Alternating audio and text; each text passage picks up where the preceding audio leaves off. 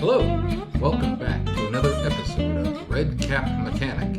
I know, we're back. So this time on the channel, we're going to try something new. We're going to be working on a new car, not the '84 Ford LTD. That's right, I am purchasing a new car to work on and restore. I don't really know much about how to do it, but we're going to give it our best shot. The car I'm buying is a beautiful 1953 Dodge Meadowbrook. And if that sounds familiar to you, my buddy Al on the videos Aeromech has a 1952 Dodge Coronet that he is working on restoring. And they're very similar cars. I'll give it to him. The Coronet is the higher trim level than the Meadowbrook, so he's got a fancier car than me, but that's okay. That's how it is sometimes. But I am very much looking forward to getting on this and working on it because I think it'll be a lot of fun for us to both kind of be working to restore very similar cars at the same time and hopefully help each other out because neither of us have a whole lot of information about it.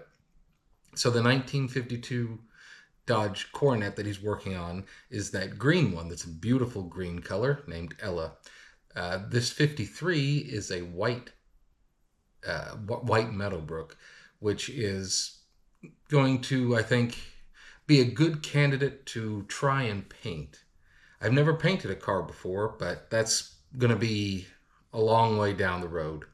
The first thing we have to do is go and acquire it. So tomorrow I'm going to be driving up from Austin to Dallas, Texas to pick up the car and inspect it. And if it's nice, I'm going to purchase it. I imagine that it's going to be a very interesting foil looking at this video as opposed to the Aeromech one because we were picking up the 52 Coronet in the dead of winter up north when it was about 4 or 5 degrees. This is the summer in Texas, so it's about 98 degrees. So I'm curious to see if my earlier comment about preferring to work in the cold is going to hold true. I don't know. It could be really, it's probably going to be really awful, so that's fine. But I'm excited to do it and to try to work on this. I feel a lot more confident having gotten to work with Al a little bit on his. But fortunately for me, mine appears to be a little bit more complete than his did, or is. And since it's a car that I'm going to try and learn some more information about it tomorrow from the seller, but it's a car that I think has lived most of its life in the South, so I don't see a lot of rust on it. And all the wheels are supposed to turn, and it's got, you know, the head on it, which is a bonus, and intake and exhaust and a carburetor. So I'm already quite a few steps ahead of Al, so take that. But I think it's got a lot of charm to it, and it's going to be really fun to work on and to learn on. And if you're interested in that, I hope that you'll come along with me on the video. So I've got a couple of things. I got a winch, the same kind of winch that we used for the 52. And I'm going to try and trailer it tomorrow and bring it back. So that'll be the next part of the video. And then I'm going to see what we can do to get it running. I'm hoping that it will be relatively straightforward. But then again, I'm kind of an idiot. So even if it is straightforward, it's going to be a challenge. So I hope that you are going to enjoy this adventure with me, and we're going to do the best we can to bring this classic car back to life.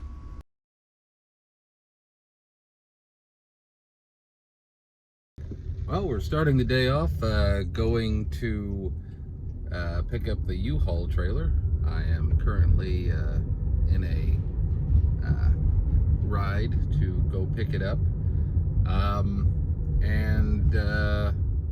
There's something funny about this ride. It doesn't have a driver. That's right. They sent a robot to pick me up. I haven't died yet, but the conversation has been lacking on the robot's part. So that's okay. He's also taking a circuitous route, we'll say, to get to where we're trying to go. So I'll let you know if I survive, I suppose. Also, this Jaguar, it's nothing special. It is kind of a weird experience. Like, there's no driver, and I guess it's driving okay. We're still alive. But it did take a really long route. Maybe that's because that's easier for the robot to understand. It feels a little bit like in the movie Jurassic Park, where they're in the car and the car is driving itself. Yeah, so I don't think my 53 is going to have this same capability, but who knows? We'll see. I don't know. Making our way over there, slowly but surely. All right, as you can see behind me, we have obtained truckage and we survived the Waymo trip. I mean, the car drove fine. Could have taken a shorter route, but whatever. Anyway, so now next stop is to go pick up my buddy Michael, and we're going to head up north to the city of Dallas. So just got to drive through Austin traffic at 8 a.m. You know, shouldn't be too hard, right? Okay, I've made it, and I've got my expert mechanic friend Michael here. I forgot the gloves. Oh, not as expert as you thought. We're going to be heading up to Dallas shortly, which should hopefully go well for us. This is like a Chevy truck, so it's got an auto start stop feature that I can't turn off, and I don't know. We're gonna be making our way upstate and see how that goes. So far, everything's so good. Only an hour and 9 minutes behind, so you know, we're doing pretty good, you know.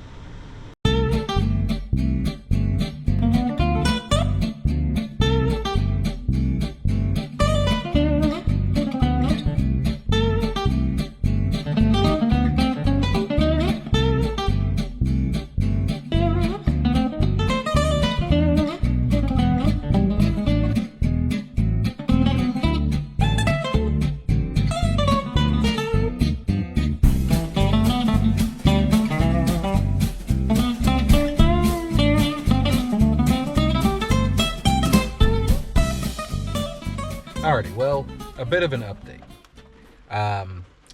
We did successfully manage to get the vehicle. Sorry I didn't film any of that. It was a bit inconvenient. But we did it in about an hour, which was significantly faster than it was in the cold. So that's wonderful. And made it back home to drop it off. And of course, it's raining pretty heavily. So we're gonna have to wait to get some actual video of the car when I can get back out here again. But that's gonna be on the same video, so it'll be in a few seconds, so don't worry about it. But I think it's a really neat car. It looks really good. It looks like it's in good condition. It does have some scaly rust on the bottom, but it's nothing, no deep rust, because again, I think this car has lived its whole life down south, so that's been really good for it. It's actually more of a battleship gray than white, so looked a little bit different in the pictures, but it is complete. It's got a carburetor and everything on it, intake manifolds, exhaust manifolds, even has an oil filter, which was an optional piece of equipment back in the time, so that's great. But yeah, we'll get into that a lot more here in a little bit. But yeah, we just made it home, and it was hot though. It was, but that encouraged us to work faster.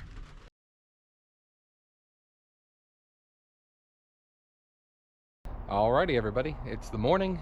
It's cleared up a little bit. We had quite a bit of rain, but that's okay.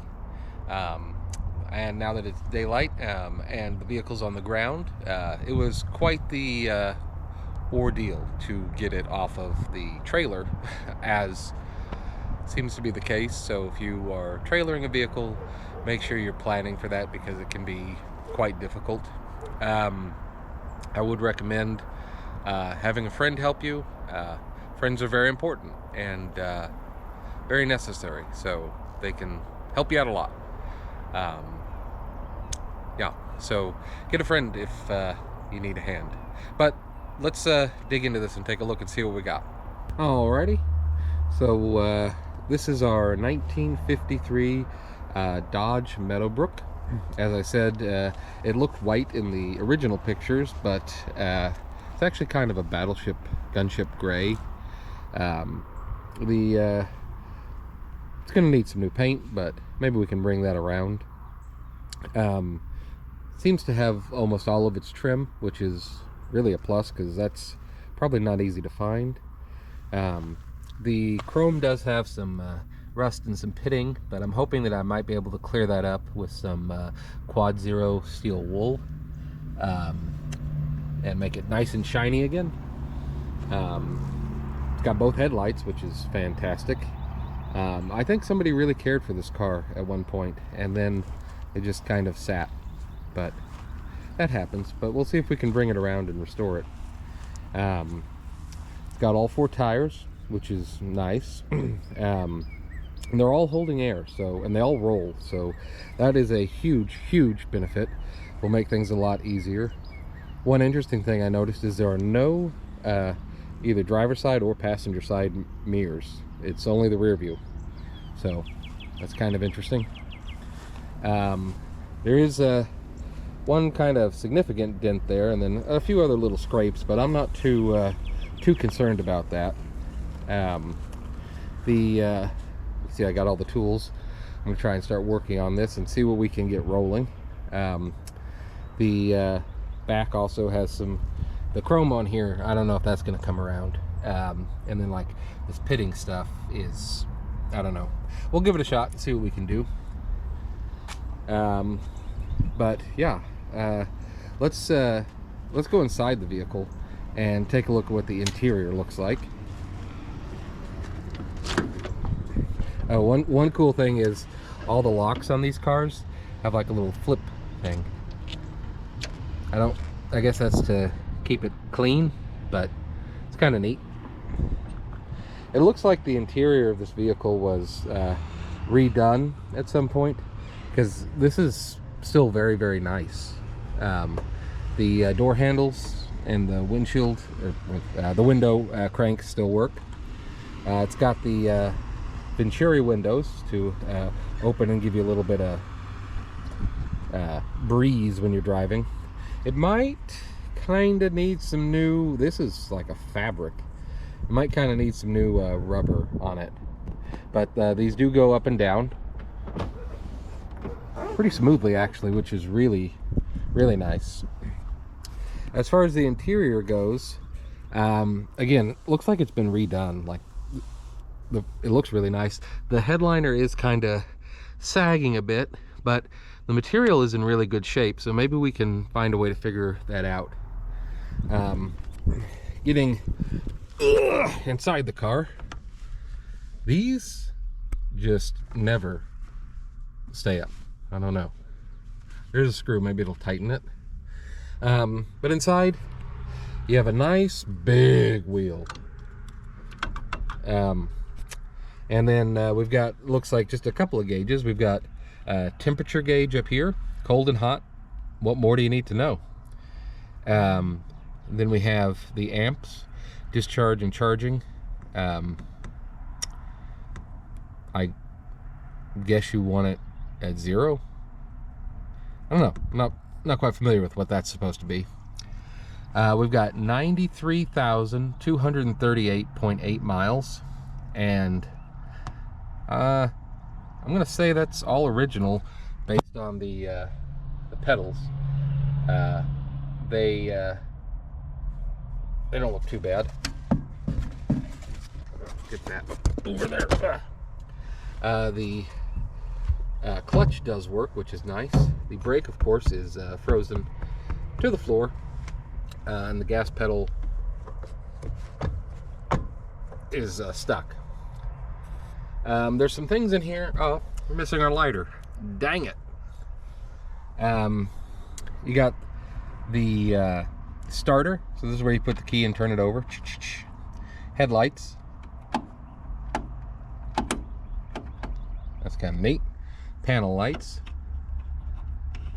I don't know if it's supposed to rotate all the way. The wipers. Mysterious button up here. Horn, maybe? One cool thing is, well, cool, quotes. All the wiring is in this kind of cloth material, which that's probably going to be one of the huge things we work on, because I don't trust it. Also, this is the hood release, which still works. This thing, I believe, is the parking brake. It's got a little trigger on it. It's kind of a neat design. But like that definitely looks like bangable when you get in and out of the car. What else we got? We got this. This thing looks really, really cool. This is, I suppose, the climate control. You've got off, on, and then air fan, and then temperature, warm to hot. That's not moving. Fresh air, summer, winter, off. Maybe you gotta, like, I don't know. We're not gonna push anything too hard. Then you've got off, on for the defroster. So you've got this cool little Dodge badge symbol, I suppose. No radio in here. You don't need those. Those are extra, and they take up too much room. You've got a nifty little clock that's easy to read from the driver's side, I suppose. I presume this is an ashtray. Yep, nothing in there, so that's cool. Yep. And then we have the glove box. Yeah, which is fairly empty, except for the knob to the clutch here, or not clutch, the shifter. So this is a 3 on the tree, so it's got 3 gears, and I don't believe it has an, oh, what is this? I don't know what that is. I don't know. But, so I don't believe this has an overdrive, which is fine.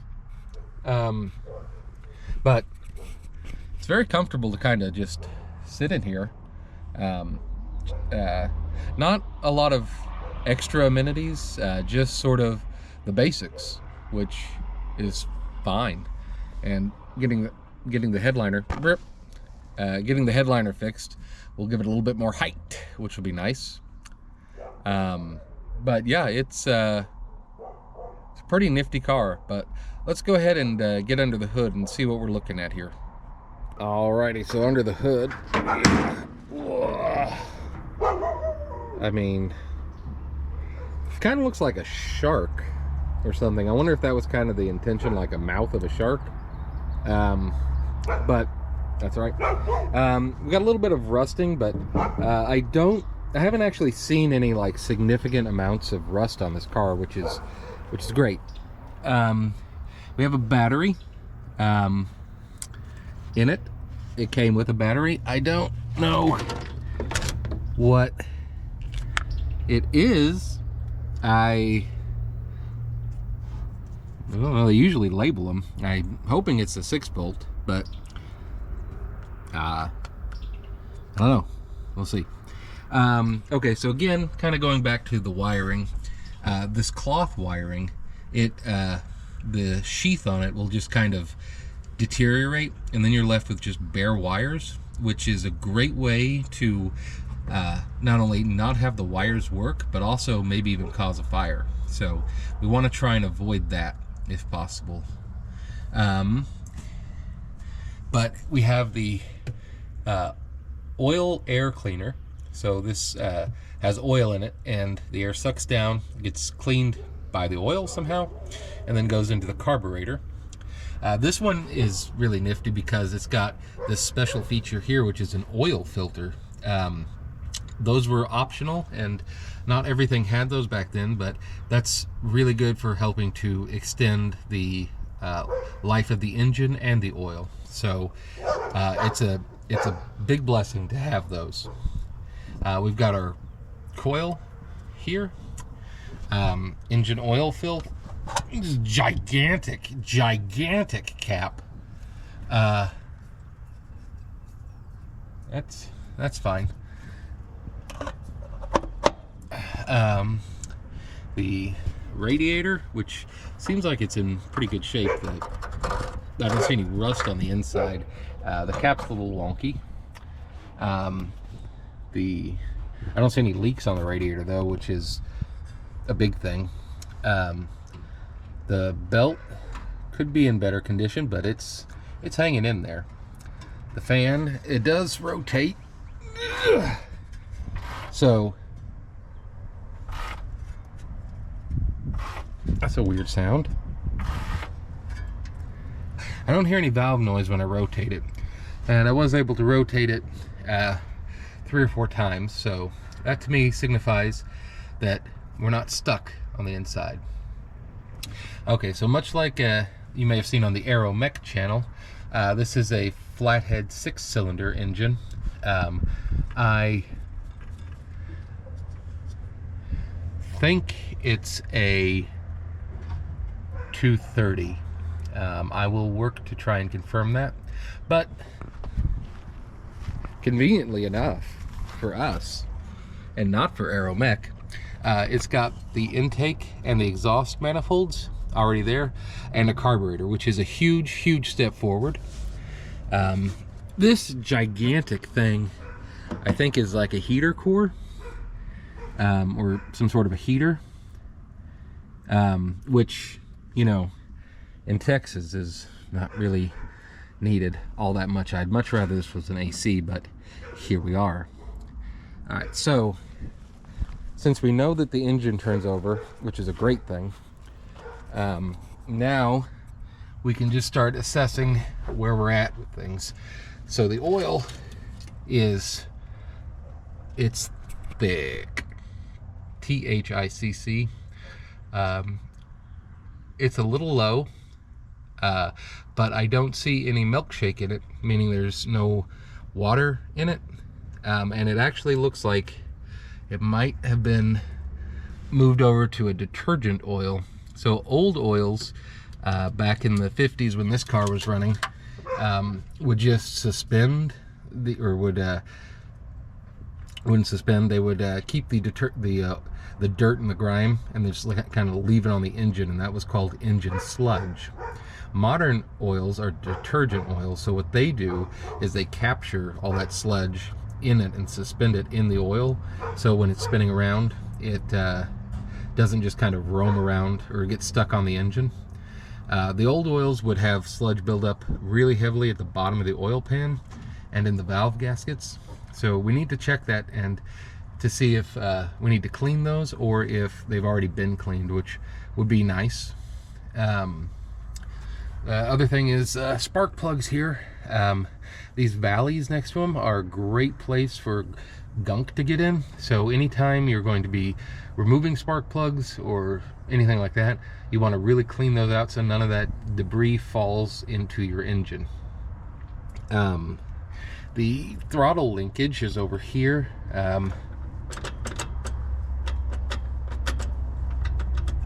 It's stuckinated, which is fine. So here's coming from the pedal. You've got a bar over here that comes to this thing, and it's got a return spring on it to make sure it goes back to a relaxed state. And then you've got the line over to the carburetor, but right now it's kind of stuck. And I'm thinking it's this this pedal linkage and not so much the carburetor right now. I really appreciate on these old cars how they'll label everything like heater. You know, it makes it easy for an idiot like me. Okay, the casting number on the block is right there. Looks like D34-245787. I don't know what that means, but if any of you guys do, let me know, because it might be important. It's really dirty in here, and I do want to clean it out, but we kind of first need to assess how we're doing. We've also got the generator. So as opposed to an alternator, this is a generator, so it functions a little bit differently. I don't know quite the exact difference, but I know that they are different somehow. Okay, here's an example of cords, cables, like just melted or whatever happened to this. So this guy is not going to be doing anything, and he's not even like running to anything. So I don't know where that goes. The battery terminals, both of them are positive. No, that's a lie. They just use 2 red plugs. This is a 6-volt system with a positive ground. So instead of as you in a normal modern car, the positive would run to the starter, the solenoid. The negative actually runs there, and the positive ground goes to the engine block. In a 6-volt system, it's very critical, since they're only running 6 volts, that you make sure to have a good contact, keep it clean, so it can make those connections well. So, and like, yeah, down here on the alternator, you can see the wires, just bare wires. So wiring is going to be a very big issue on this vehicle, but that's okay, because there's also not a ton of wiring on this vehicle, because there's you only got the headlights, the coil, the tail lights, there's no radio, the dash, so hopefully that won't be too difficult. Why is there just this can't be right. Okay, so let's I don't know, let's see if we can get that air cleaner off and take a look in the carburetor. Alrighty, to get this bad boy off, it's got a little doohickey down here that kind of secures it, and it had a bolt on the side here, and then kind of just popped right off. So this should still be good, but yeah, so this is the carburetor, which you're probably familiar with, and this is what they used before they had the you know, the air filters that are made of fabric or whatnot.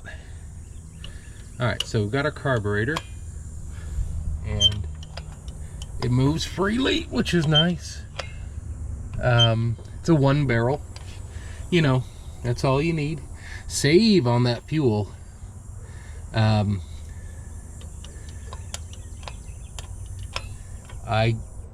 Is this, I guess, an electric choke? I guess that's what it is, and they put toothpicks in there? I don't know why. Okay. So it seems really in good shape, for the most part. Don't have any idea what the fuel situation is looking like, but that's okay. We'll get there. So let's disconnect the fuel line, just in case it, like when we start cranking it, it tries to pump, because we don't know what's in the tank. So we don't want any bad stuff going in here if we can help it. I don't know. It's a little thing. Yeah, I think this is going to be the fuel line because this looks like the bowl. So we'll get this one off and get back to you. Before we, I think, go on to the fuel, because I think it's going to really be an issue, let's start looking at some of the electrical things just to make sure that they have good connections. A great way to start with that is at your battery, which is the source of all the electricity in your car. You can get one of these for about $4. They're a battery terminal cleaner, and they're very easy to use and simple, and you only need one of them for your whole life. So these terminals are in pretty good shape, but you just take it and you go on it and you twirl it around, and when it comes off, if there's any crap on there, it's cleaned. So we'll do that to both of these guys.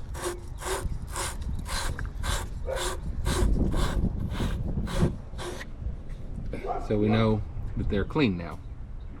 And this is really neat because it's got a part on the inside. Couldn't do that with couldn't do that one-handed, but it's got a part on the inside you can use for the battery terminals, or these things, to help clean them and make sure you're getting a good strong connection, because rust in there is not a good thing. So let me kind of just clean these up real quick and we'll get back to you.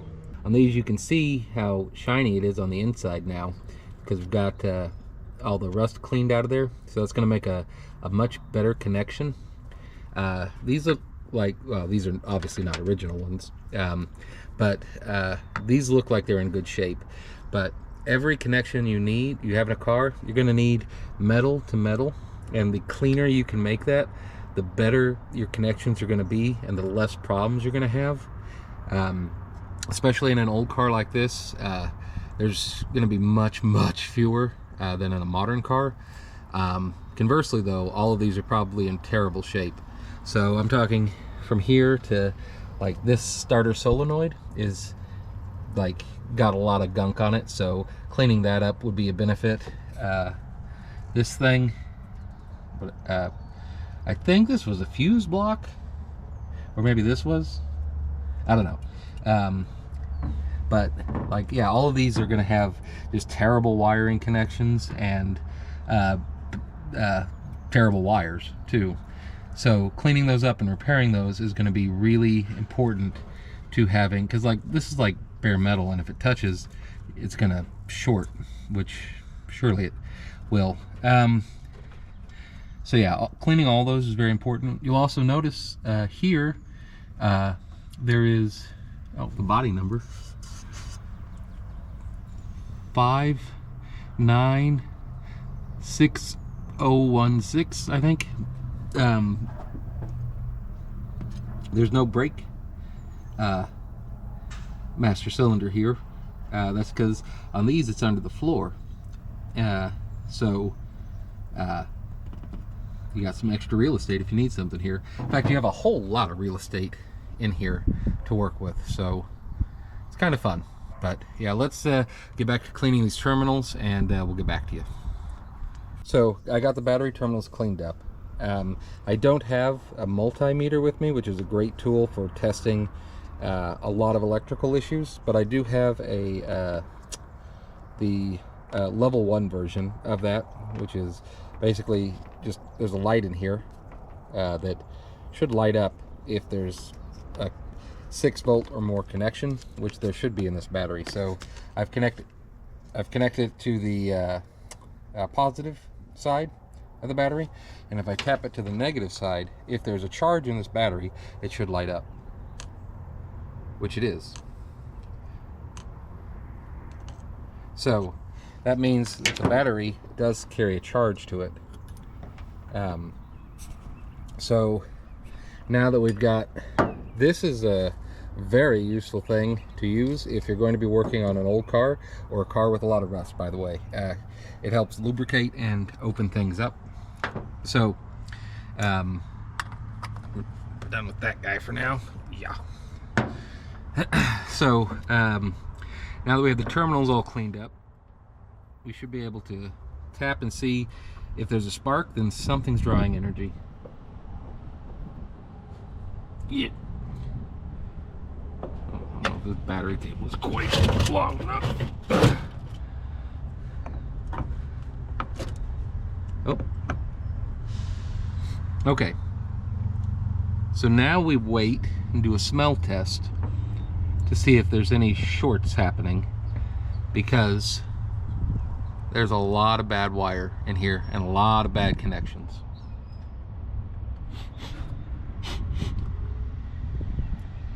I don't see any wires shorting. And let's test to make sure that we're getting some continuity there. So we'll just clip the end, one end onto this guy over here. Yep. And then if we touch this, we know that the terminal is sending power. Okay, so we do have a good connection. Cleaning up those connections only takes a second and can be very, very useful. So let's crank on it and see what we got going on. I am flabbergasted there's not some sort of a fire starting though, because everything is just, all the wires need to be replaced. Alrighty, I'm going to crank on it with these keys. Probably not the original keys, but they do work. I'm going to crank on it and we'll see if the engine turns over. I feel confident in doing this because I've rotated it by hand, so I know there's nothing bound up inside. We are definitely not expecting the engine to start and run, but I just want to see if the starter's good. It's a 6-volt starter, so it's not going to sound like a modern car. It's going to be like a rum, rum, rum. But we'll see what happens.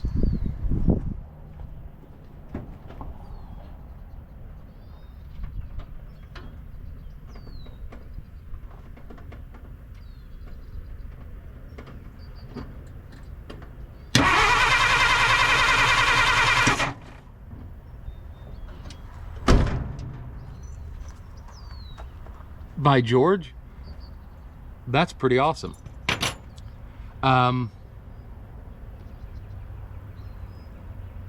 Okay, I wasn't expecting that to work, so I'm kind of at a loss for now, but we know we've got electricity. We'll disco this right now. Normally you just take the negative off, but on a positive ground, I don't know, we'll take both of them off. So we know we've got electricity. We know the starter's working. It sounds like this might be a 12-volt battery, by the way. I would need a multimeter to check that since there's no markings on it, so I don't want to leave it running too long. But the starter's working, awesome, and turned over quickly. Because it turned over so quickly, that leads me to believe this might be a 12-volt battery. You can run a 6-volt starter with a 12-volt battery and not have to worry about it because you don't use the starter that much. But most of the other electrical systems will burn out if you do that. And it also lets me know I was correct, that it is a positive ground, because that wouldn't have happened otherwise. So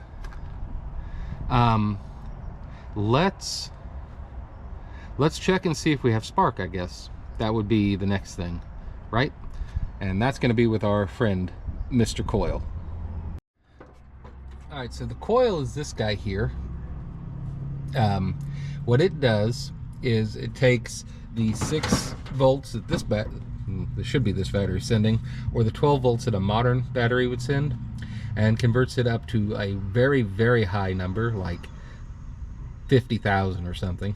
And then it sends that zap of powerful energy through the distributor, which is down in there. It's a little 4, or no, it should have 6 prong distributor to each of the spark plugs, and that's what makes the spark plugs have enough juice to bridge that gap that they have, which then ignites the combustion mixture in the chamber.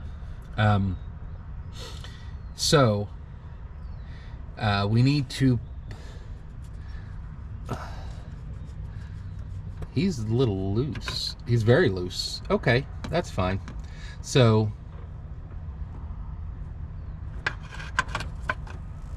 I also thought he was supposed to be facing upward, but maybe I'm wrong. Okay, so if we follow him down to the distributor, or distributor,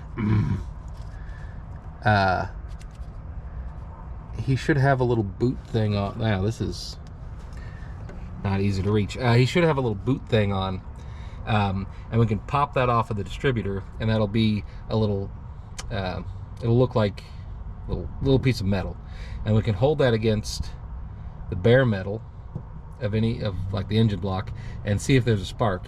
And if there's a spark there, then we know that the coil is giving at least some energy. We don't know if it's the right amount, but we know that it's at least some. So let me get that popped off and we'll take a look at that. Alrighty, so here's the top of the or the end of the plug on the coil.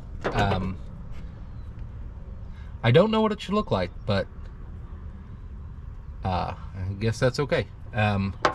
This coil like has electrical tape on it. That's not factory. If you're working on an old car like this, it's a 6-volt system. You need a 6-volt coil.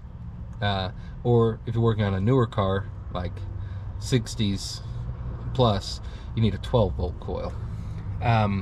Or if you're working on a very modern car, you don't need a coil at all.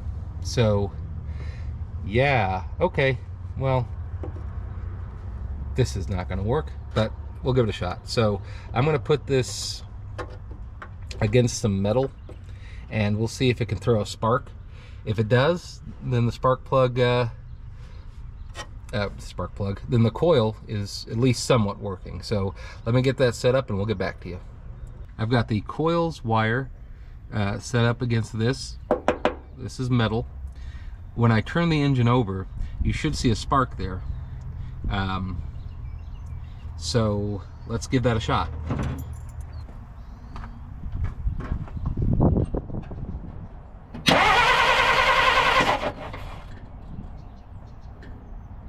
All right, well, as you maybe could see, maybe not, it's hard to capture sparks on film because of the rate that the rate that the digital captures. But there was a spark. It looked pretty solid, so that means to me that the coil is working. So we know that the engine's getting power. We know that the coil's working and sending that to the distributor cap. So we can put the coil back onto the distributor cap and then pop one of the spark plug wires out and then set that against bare metal. And if that's also giving a spark, then we know that the electrical system is sending a spark all the way to the spark plugs, which would then mean that our ignition system, the electrical part of it, is working, which would be fantastic and really unbelievable. But so let me get a spark plug wire pulled and we'll do that exact same test with the wire, and then we can, with some degree of confidence, say that if there was gasoline and air in that cylinder, it would explode, combust, we'll say. So yeah, let me get that set up. Okay, I've got the coil plugged back into the distributor. I have this spark plug wire off, so I'm going to set it next to this bolt on the block. So what we're looking for is a little bolt of lightning that will jump between the spark plug wire and the block, and let's see what happens.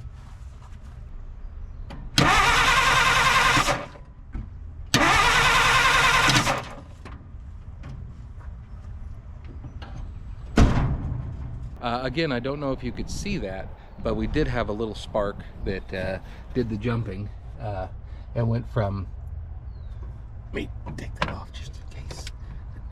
It went from the end of the spark plug wire to this bolt. So that means our distributor is working as it should.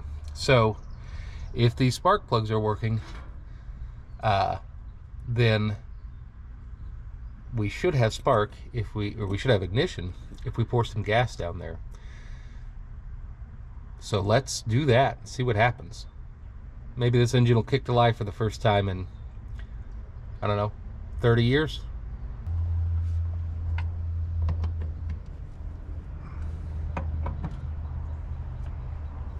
All right, so I normally would pour a mixture of gas and oil down there. I thought I had some, but I don't, so I'm going to use some brake parts cleaner, which is flammable.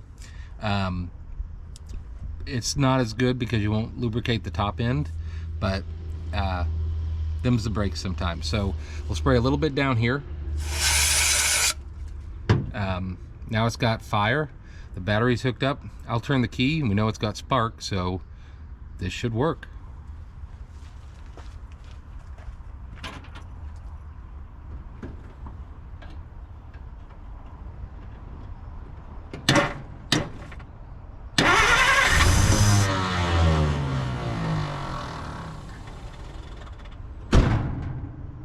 Well, it did fire, which is great, but I'm also an idiot, which is also great, because it didn't run for very long, because this is a manual, and it's been a long time since I've driven a manual, so I left it in gear, so it's of course not going to keep running if it's popped into third gear. So let's drop it out of gear and put a little bit more brake cleaner down there and see if it runs. But like, that is a great sign. Like, it seems like it's working. So let me get that set up and we'll get back to you, and maybe not kill ourselves in the process if possible.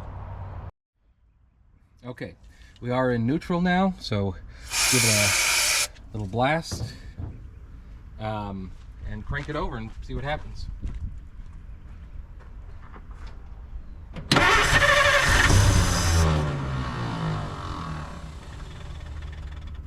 The fuel. I need to unhook the fuel. I don't know what's in the tank. Ah! Okay, as I said earlier, we wanted to make sure we aren't pumping any bad fuel in there. So let me get the right wrench. All right, try 9/16.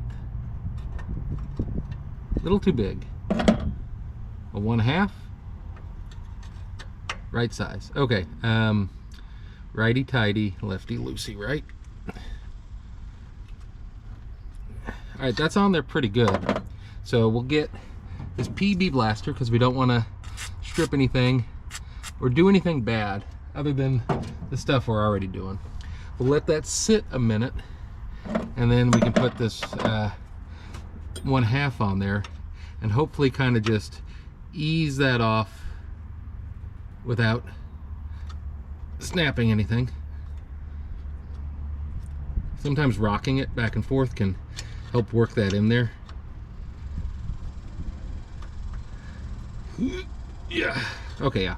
We'll let that sit for a minute and then we'll come back. Alrighty, that's had a couple of minutes to sit, so we'll see if it wants to be a little more cooperative now. Oh. So that's kinking that line, which is not what we want to do. I've seen people do that and kind of like a, I don't know, maybe like a this kind of number. Ooh, hang in there. So I'll hold the bolt, this back bolt, and then try and just turn this front one. Will that work? Let me move this air cleaner. There we go. Now we're at a better angle. Okay, so come on, Lee. Yeah.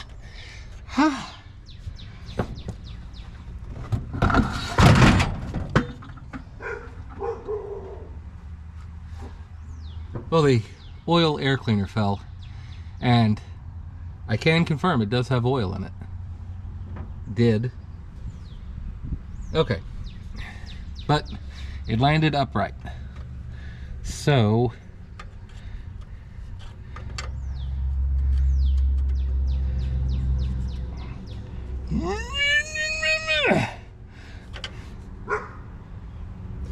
what if we kind of spritzed it? Now that's brake cleaner, which will not help lubrication, but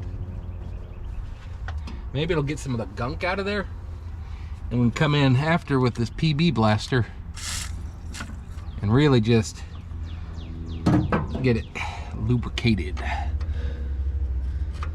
because we do not want to break that line.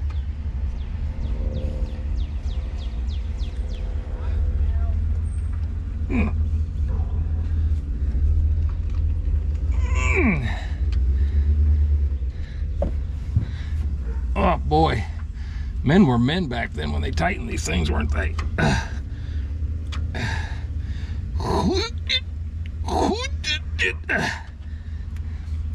Okay, so another option is just to kind of leave that on, because there's probably nothing in the gas tank, right? So yeah, let's do that, and we'll figure out this problem another time. Okay, got the battery hooked back up. I've got a as Derek likes to call it, a Lone Wolf 6000. I think I have this hooked up right, because it is everything's backwards here, so I've got to remember that red goes to black instead of normal. So let me get the key turned on, and then we'll try and bottle feed it enough to stay alive for a while. See if that works.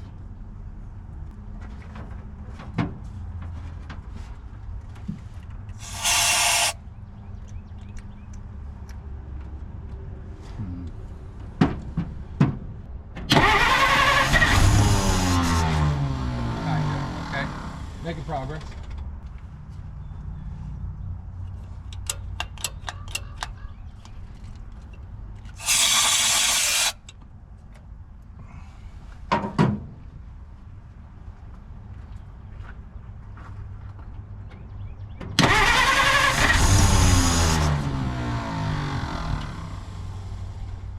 All right, so the brake part cleaner is not being successful, so let's try put in some gasoline and see what happens.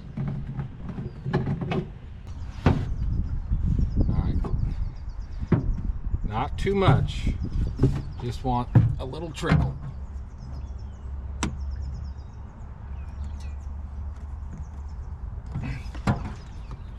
These new gas tanks are hard to do.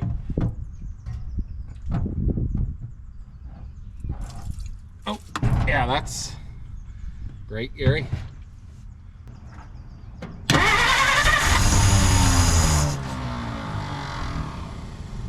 Okay, so it seems to fire and run for just a second before sputtering out.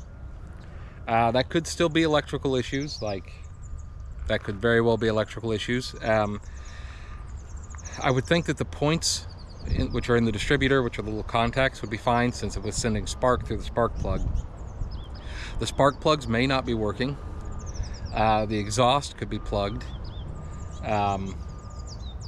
And what else could be going wrong? There could be a couple other things on the list, I'm sure. I can't think of right now. But let's keep trying that a few more times to see if maybe we can just bring it around, because it seems like it almost wants to kind of go but just can't get there. So I think the best course of action would be to just keep trying a few more times. It doesn't seem like we're hurting anything by doing that, so you know, the worst thing we do is we waste a charge on a battery and a little bit of gasoline. Okay, let's give it another shot.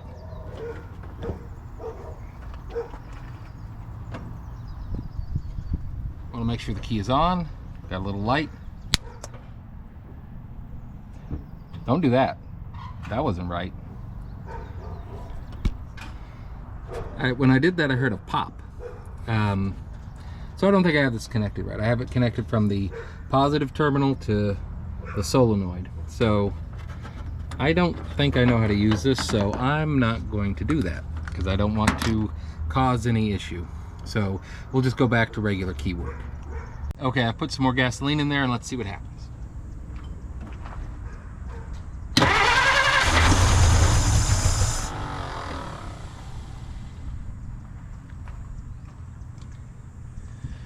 All right, as you can hear, it ran for 0.5 seconds, so we're making progress.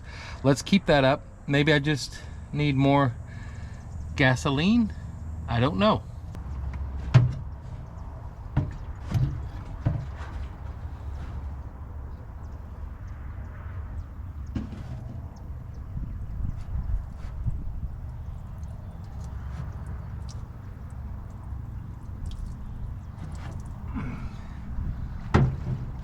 Okay, that's plenty to start a fire.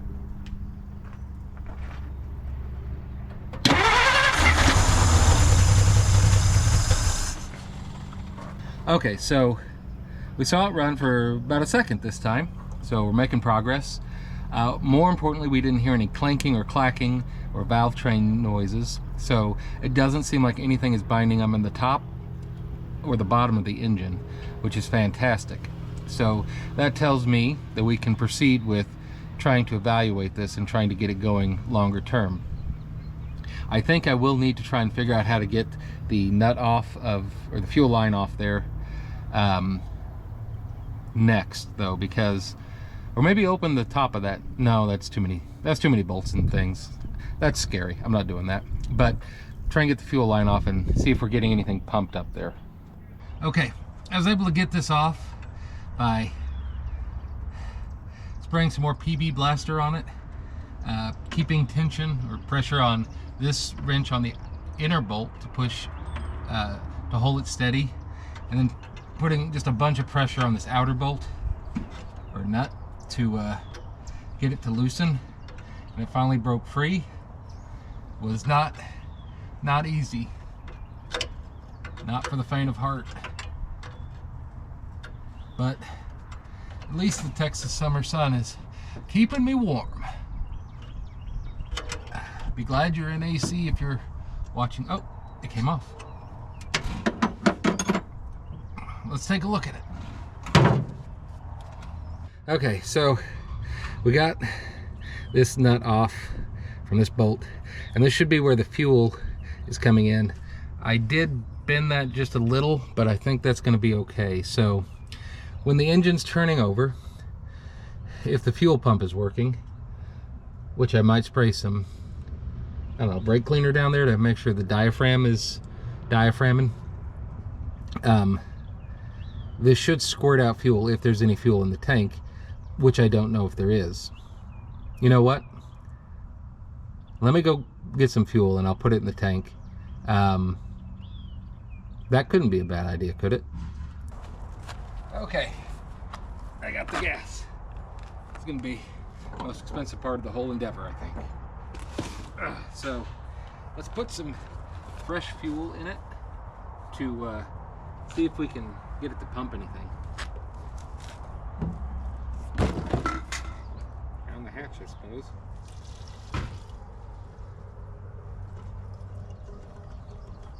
We'll also be checking for leaks. Alrighty, so I got about 4 gallons of gas in there, so hopefully that'll be enough for it to start picking up some stuff if it's going to work. Also, I noticed this on the back end with the tailpipe. It blew out some rust, which rust isn't good, but the fact that the exhaust system is working is a good sign. It means it is pushing stuff out, so maybe if we keep going it'll free that up and it'll have enough to kind of actually run for a bit longer. So let's turn the key and see if we can start get that fuel pump pumpinating, shall we?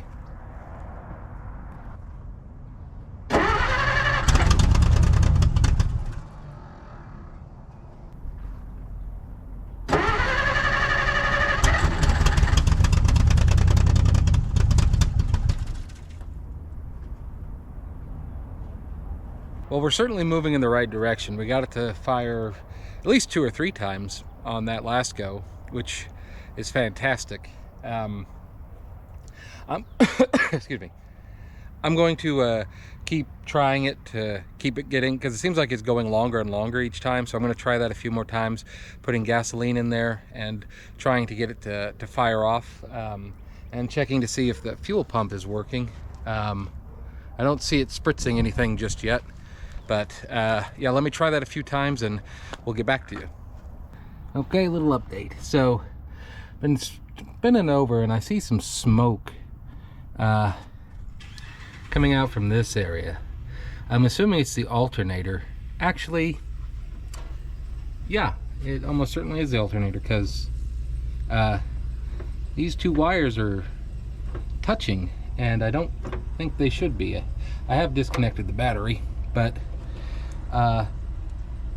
that's not good.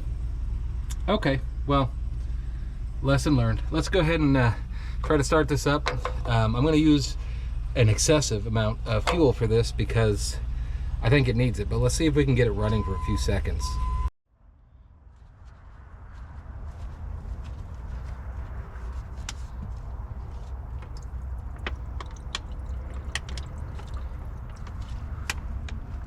I told you I was using an excessive amount. Now,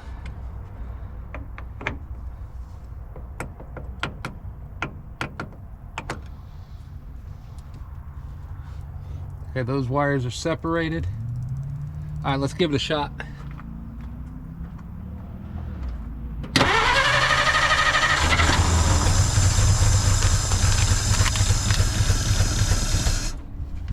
Poopy.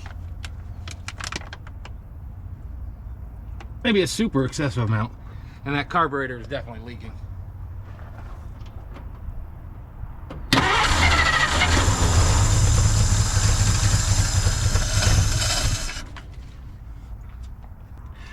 Alright, I do want to try to get it running a little longer than half a second. But I really don't want to burn the rig down. That's number one. Don't want that getting caught up there, whatever that horrible, horrible looking wire is. Okay, so I think we're gonna go with the same plan. Putting a lot of gas in here because, again, first time startup. I was able to get the choke loosened up, and you can probably see it leaking around the base here. So let's see what happens.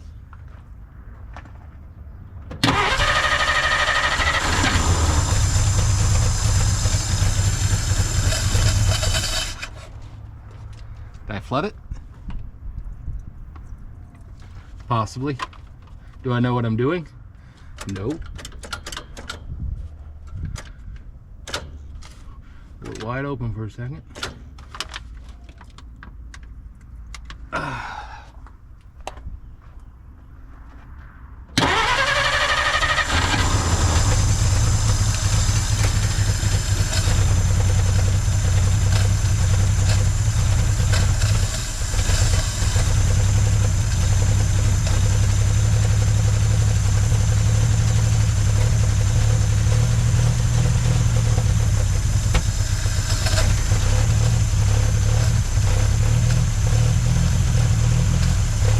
Not getting any pumping.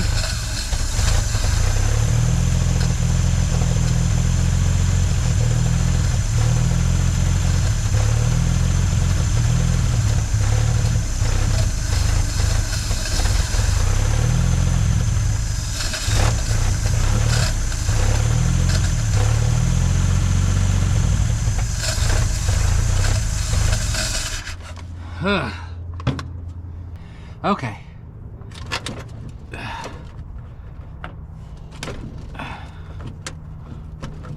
Disconnect the battery. All right. We didn't get, let's check.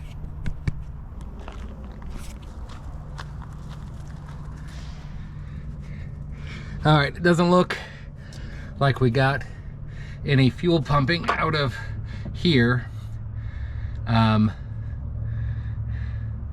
I think the carburetor is leaking.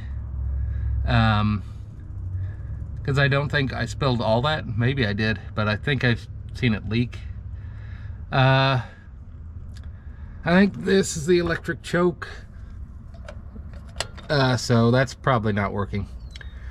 That's the maybe worst wiring I've ever seen in my entire life.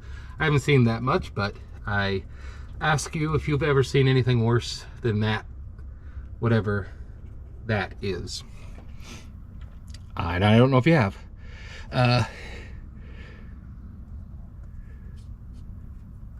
Exhaust manifold's gotten hot. Oh, this is a good sign, maybe. This thing controls whether the exhaust fumes are going up into the basically the base plate of the carburetor to warm it up. It was like that when we started, and as it warms up it goes like that. So that seems to be working, which is awesome.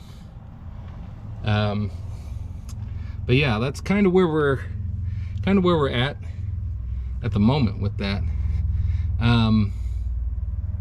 The spark plugs are clearly working, at least some of them. I don't have anything to kind of clean those holes out, and I really don't want to get any of that gunk into the engine. Oh, let's check the oil, see what that's looking like. Alrighty, so over here on the oil side, what do we got? What do we got?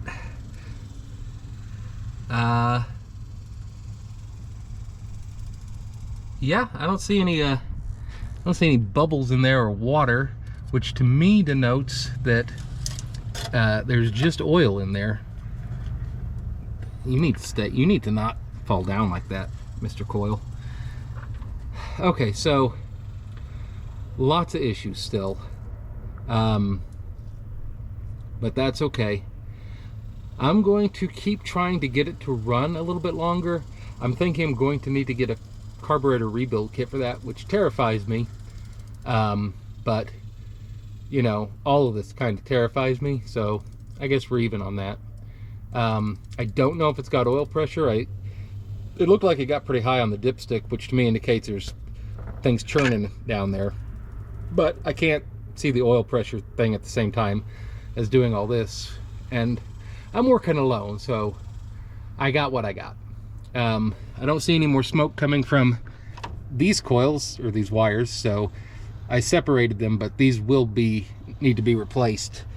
I'm gonna have to go buy some wiring kit and figure out how to do wire. That's gonna be, ironically, the electrical system is gonna be, I think, the big issue on this car, and that is so funny, so funny. Okay, yeah, let me try a few more times with the gas. Okay, so I decided to take the top of the carburetor off and fill the bowl because me bottle feeding it is just not very good. So I filled the bowl with gasoline. So let's see if that can make it run how it's supposed to run, if it's doing it by itself, which removes me from the equation. So I think the car is going to be more successful on its own, but I guess we'll find out. Alrighty, so I'm not going to put any gasoline in there. The carburetor should be able to self-manage itself, but we'll see. Okay, so all I'm going to do is just turn the key and see if it fires.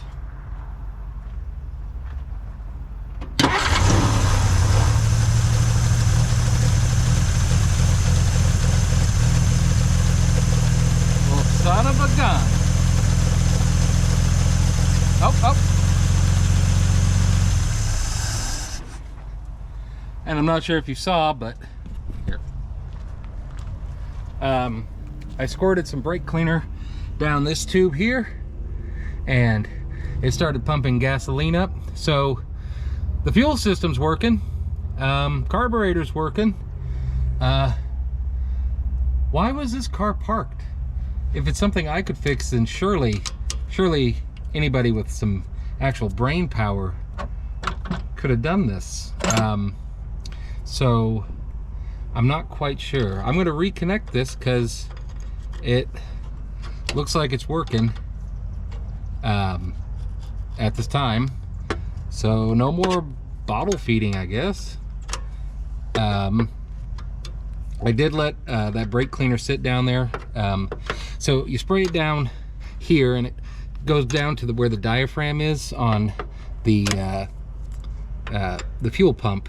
And because if they sit for a long time, they get they need to move. They need to be able to move. And if they sit for a long time, I don't know if that's tight enough. I guess we'll find out. But if they sit for a long time, then they can't oscillate back and forth, which is what they need to do to make the suction to push fuel. So let's turn it back on, see if we have any leaks there, I guess. I don't know.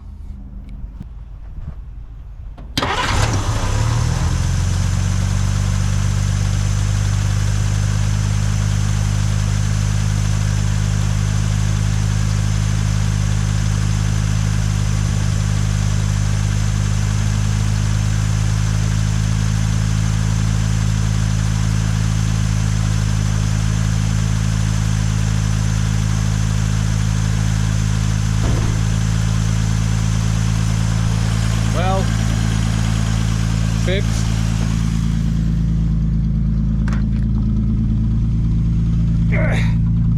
Alright, temperature, there's probably no coolant in there. Amps, that's a little concerning. Oil pressure is good, we're at over 40. Fuel thing's not working. Oh, the amp thing just stopped. Let me go check on that real quick.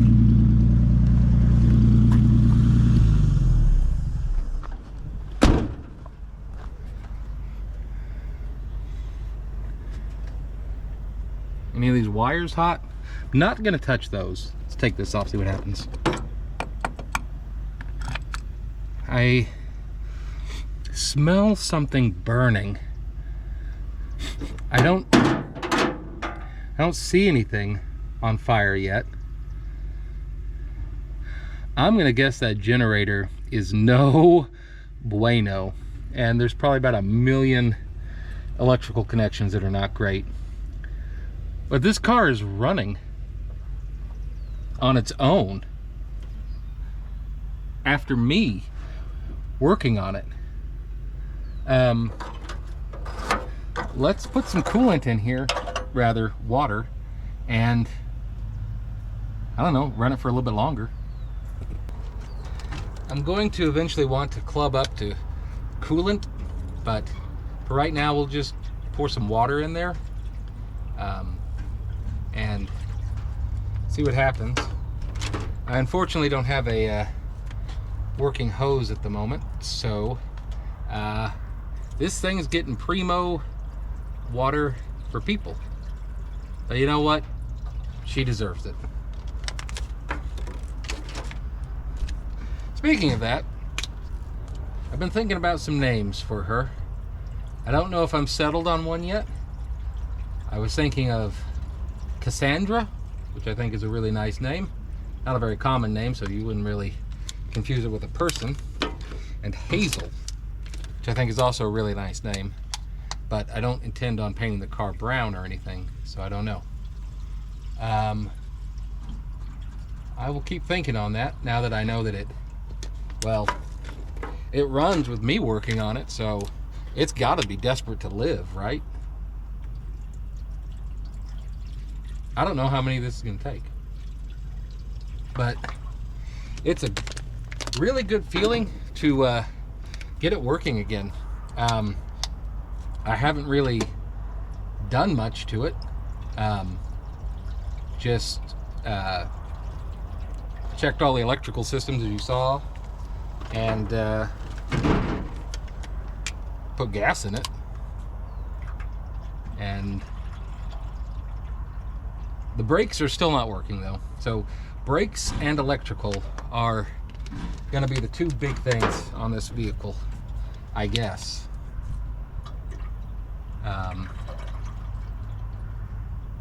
I put 8 of these bottles in there, and they're 1 pint, 8 pints. How much is that, a gallon? So see how she runs with that. Let's fire her up.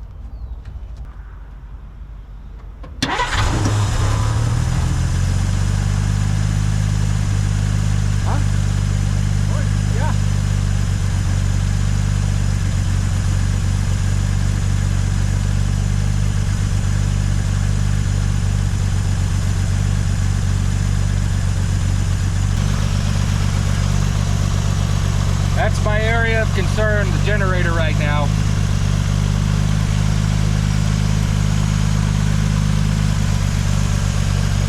But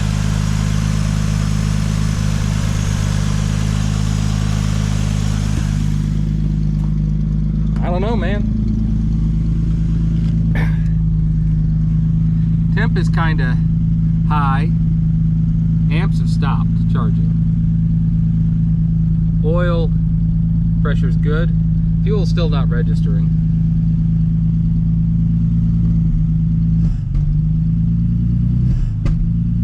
That accelerator pump may not be great.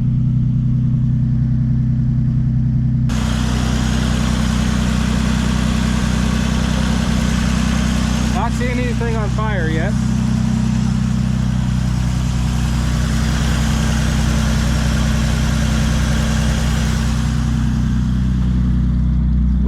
sign. Exhaust is exhausting.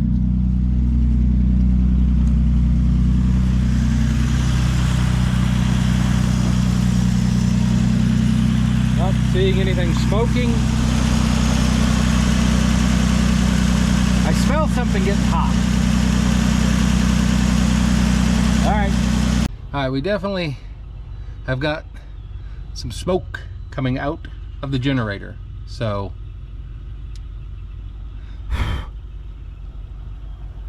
that's bad. Okay, it seems to continue. Oh yeah.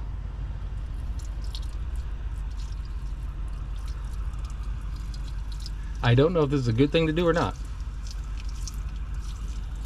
but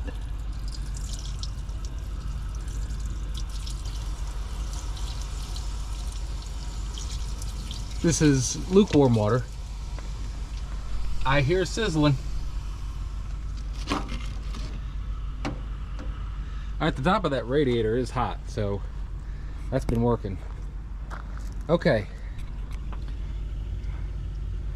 I'm gonna not start this car again till I can get that generator issue. It sparked. Interesting. Till I can get that generator issue resolved, because I think it's trying, but I think it's dying. Maybe we can clean it up. I don't know. Yeah. Anyway, I think that's going to do it for today's episode. Been about 4 hours. Got a lot done. Got the car running, which is pretty cool. It's running under its own gas tank now. The main issues I'm seeing are going to be the generator, along with the electrical system. Maybe the generators, well, the wires need to be redone, so I need to look into that. The radiator, the temperature was rising, so I don't know if that thermostat's maybe stuck or not working or whatnot. L-head engines are known for running a bit hotter. I was going to use my Temp gun that I bought, but it doesn't come with a battery, so it's not very helpful. Let's see, the brakes are pedals all the way to the floor, so they're no bueno. But the fuel pump's working, the coil's working, distributor's working, spark plugs are working. We made some good progress today. I'm very pleased with that, and this car is going to be a running Jesse before long. So thank you all for joining me today, and let me know what kind of projects you're working on, or what you got going on with your lives, and how those kind of things are going on. And also let me know, do you like the name Hazel or Cassandra better? Or if you have another name choice, let me know. And we will see you next time.